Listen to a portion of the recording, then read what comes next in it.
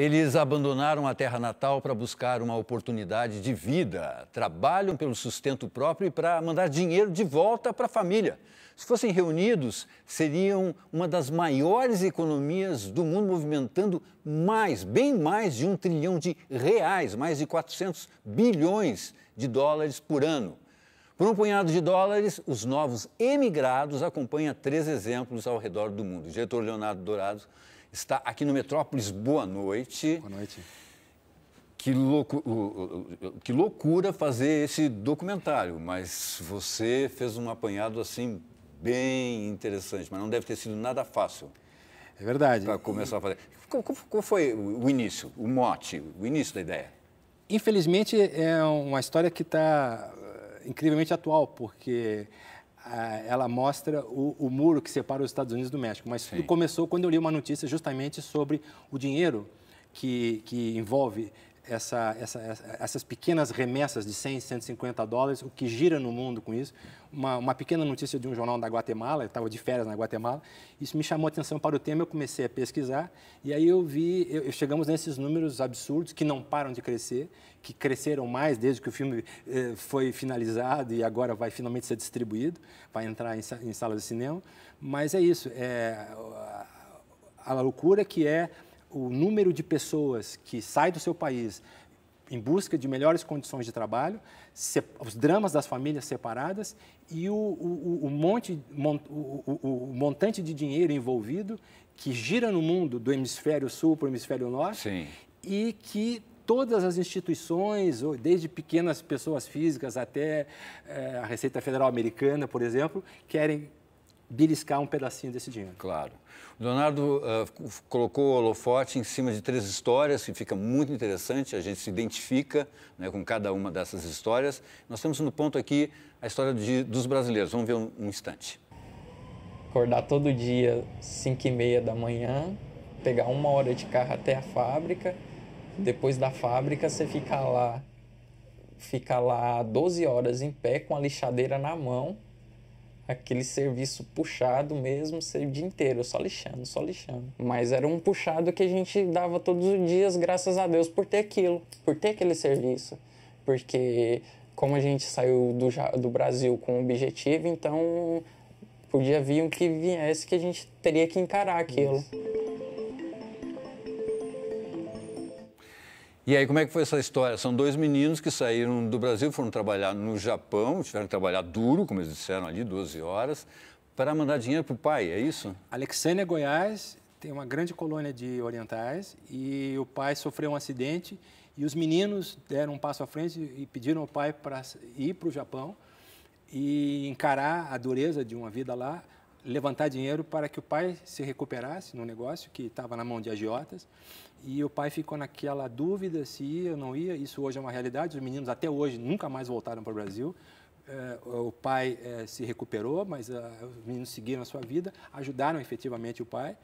E o filme, justamente, ele trabalha com esses 2 lados. Primeiro, a questão que me chamou a atenção como jornalista, os valores envolvidos, os números gigantescos, mas também os dramas das famílias. Claro. As 3 histórias têm muitos dramas de separação de famílias que têm que, por obrigação, viver separadas. Uhum. Uma das histórias que você conta e que também, todas as 3 histórias comovem bastante. A outra é do migrante mexicano. Não é? Você falou já do muro, né? O muro, muita gente está pensando que o Trump vai construir um muro entre o México e os Estados Unidos. Esse muro já existe quantos mil quilômetros? Quantos quilômetros? A fronteira entre os Estados Unidos e o México são 3 mil quilômetros. 3 mil quilômetros. 1/3 disso, 1.000 quilômetros, já estão murados. Porque esse muro começou a ser construído no governo do Bush pai, continuou no governo do Bush filho, não parou durante o governo Obama, e agora o que o Trump quer fazer é estender o muro e fazer os mexicanos pagar nos 2.000 quilômetros que faltam. Então, o filme abre com a cena nós voamos 100 quilômetros filmando esse muro, porque é uma coisa muito impressionante, com uma câmera estabilizada, no meio do deserto. E, na verdade, o muro virou a discussão toda da aceitação ou não, da importância dos latinos nos Estados Unidos, porque o ponto em comum entre as histórias do filme é justamente isso. São 3 histórias, filmadas dos 2 lados, no Brasil e mais 5 países, mas justamente mostrando a situação dos que ficaram e daqueles dos que saíram e e precisam resolver esses problemas financeiros das suas famílias. Claro, aí nós estamos vendo, eu acho que são cenas do... Mexicano. Como é que do mexicano? José Luis Vázquez. José Luis Vázquez. José Luis é um indocumentado, ele não tem documentação legal nos Estados Unidos, mesmo assim ele está há 10 anos, ele tem uma academia de boxe em Houston, no Texas, ele paga todos os impostos. Isso é que é interessante, que o documentário deixa bem claro, porque ele contribui para a economia americana, ele paga os impostos. Como todos eles. É isso que o filme mostra, porque os Estados Unidos criaram um sistema muito sofisticado de arrecadação, onde a pessoa, o indocumentado não precisa se identificar para a Receita, ele recebe um papelzinho com um número, mas ele tem que contribuir. Se ele não contribuir, aí os caras vão atrás. Além disso, ele tem um papel super importante dentro da comunidade onde ele vive. É verdade. Ele é muito bem quisto pela vizinhança, ele tira os meninos da rua, ele faz um trabalho social. Então, ele é um cidadão integrado na comunidade, claro, como muitos outros. Mesmo assim, perseguido por ser ilegal. Exatamente. Veja bem, indocumentado. Indocumentado. Porque ninguém é ilegal por simplesmente querer ter uma vida melhor. Com certeza. Outra história que é, nossa, é incrível aquela história. Como é que você conseguiu? Vamos pegar esse exemplo. Esse próximo exemplo que eu vou citar agora, que é de um africano que escolheu a Alemanha, né? Deixou uma família... Qual é o país? Gâmbia. Na Gâmbia. Você vai até mostrando durante o documentário, são mais de 40 pessoas que ele tem que mandar dinheiro para sustentar, senão as pessoas, provavelmente, alguns até poderiam até morrer de fome. Não tem trabalho. Não tem trabalho, não tem o que comer, não tem roupa, não tem etc. Ele vai para a Alemanha, casa com uma alemã e ele tem que sustentar a família alemã e a família... Não consegue, obviamente, porque ele tem subempregos, ele trabalha lavando pratos. Então, o grosso do dinheiro que ele consegue, ele tem que decidir se ele manda para 40 pessoas que ele tem que alimentar em Gâmbia, que é um pequeno país em cima, na costa oriental da África, ou se ele tem que ajudar a mulher na Alemanha que tem 2 filhos com ele na nova família que ele constituiu.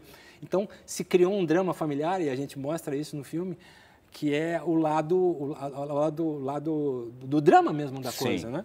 A coprodução é com a Alemanha. A gente tem a ideia de que a Angela Merkel é uma pessoa generosa, não sei, abre os braços, tenta abrir os braços para imigrantes. Isso é real ou não? Ela é generosa? Ou esses imigrantes também têm um papel importante dentro da economia alemã? Como é que é isso? Não, veja só, a Alemanha era e é até hoje o segundo país que mais recebe o dinheiro desses emigrados. Em primeiro lugar, os Estados Unidos. A Alemanha teve um papel agora muito preponderante na questão dos refugiados, porque efetivamente a maior parte desses refugiados está sendo acolhida na Alemanha. A administração Merkel está sendo muito criticada por isso. A direita no mundo inteiro tem crescido e a hostilidade aos imigrantes, o que é um absurdo, porque há 1 bilhão de imigrantes no mundo, um em cada sete almas que vivem no planeta é, de alguma maneira, um migrante. Esse é o número do Banco Mundial e do Banco Interamericano de Desenvolvimento, porque você tem os migrantes econômicos, você tem os refugiados das guerras, você tem os desplaçados, os migrantes ambientais, e você tem pessoas que moram fora do seu país por razões históricas. Então, o cálculo do Banco Mundial tem 1 bilhão dos 7 bilhões de almas que habitam o planeta são imigrantes. Então, esse tipo de discussão, né, ele nos leva a pensar um pouco se faz sentido a xenofobia, se faz sentido você diferenciar.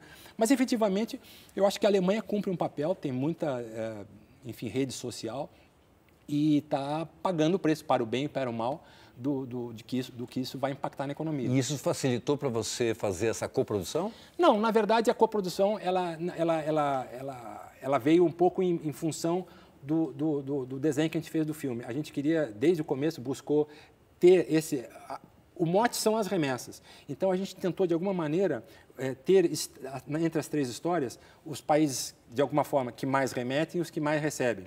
Então, a Alemanha, por ter um acordo de coprodução com o Brasil, e por estar desde sempre na liderança, entre os 3 primeiros que mais recebem, naturalmente foi assim, do ponto de vista da operação, da produção, foi um parceiro que eu busquei desde o começo para tentar facilitar, Mas eu tive tantos problemas para fazer esse filme que eu jamais imaginei. Outros, eu tive personagem assassinado, eu tive... mas, enfim, isso são detalhes... Foi difícil localizar esses personagens? É horrível dizer, mas na linguagem jornalística a gente chama de personagem. Mas essas pessoas que... Sim, não, porque é justamente isso. Quando imaginei que isso daria um filme, eu imaginei que eu ia ter muito mais facilidade para fazer do que eu tive. Na verdade, tive muitas dificuldades. Porque para o lado que você olha, você tem histórias disso, né? Então, eu tinha produtores locais entrevistando potenciais personagens, pessoas que estivessem disponíveis para contar a sua história, porque a pessoa tem que concordar em contar a sua história, o que é muito complicado também. E dos dois lados, né? Dos dois lados. A família tem que concordar e muitas vezes eu fui tendo dificuldades pelo caminho que eu jamais imaginei. Como eu te falei, eu tive um personagem no México que foi assassinado, a família desistiu. Eu tive um personagem no Japão que voltou para o Brasil porque a filha estava sendo criada pela avó, não aguentou. Então, teve muita dificuldade que eu tive que lidar. E aí, quando eu finalmente fechei nesses 3 personagens, saí para filmar, voltei. Enfim, foram peripécias. Um dia vamos contar essa história, mas vale a pena. Agora o filme vai entrar na distribuição em salas de cinema. Quando é que entra? Dia 16 estreia. Dia 16. Com distribuição da SPCine e da Elo, aqui em São Paulo e no Rio de Janeiro, e provavelmente Brasília e Belo Horizonte também. Provavelmente porque isso não está fechado ainda. Não está fechado ainda, depende das condições da distribuição de filme no Brasil. É complicado, claro. E documentário mais ainda, né? Já passou por alguns festivais, né? Sim. O filme foi selecionado para o Festival É Tudo Verdade, que é o principal festival de documentários no Brasil, e também um festival no Chile, Surdocs. Então, ele já teve uma pequena carreira assim, de internacional. Mas eu acho que agora, com essa questão do muro, sobretudo, que é muito interessante, porque o filme abre e mostra, olha, claro. O muro já está lá, já existe. Exatamente, incrível. Você fez o filme em 2015. O filme foi terminado em 2014. A gente nem imaginava que a brincadeira Trump se tornaria verdade, né? E o filme abre exatamente com isso. Você vê que o receio do personagem, até hoje em documentado, é um receio que ele pode ser deportado. Leonardo, muito obrigado. Olha, parabéns pelo seu documentário. Muito obrigado. Realmente eu recomendo para vocês que estão em casa, porque a gente tem uma ideia bem razoável das dificuldades e dos números gigantescos que envolvem toda essa história. Mais uma vez, muito obrigado.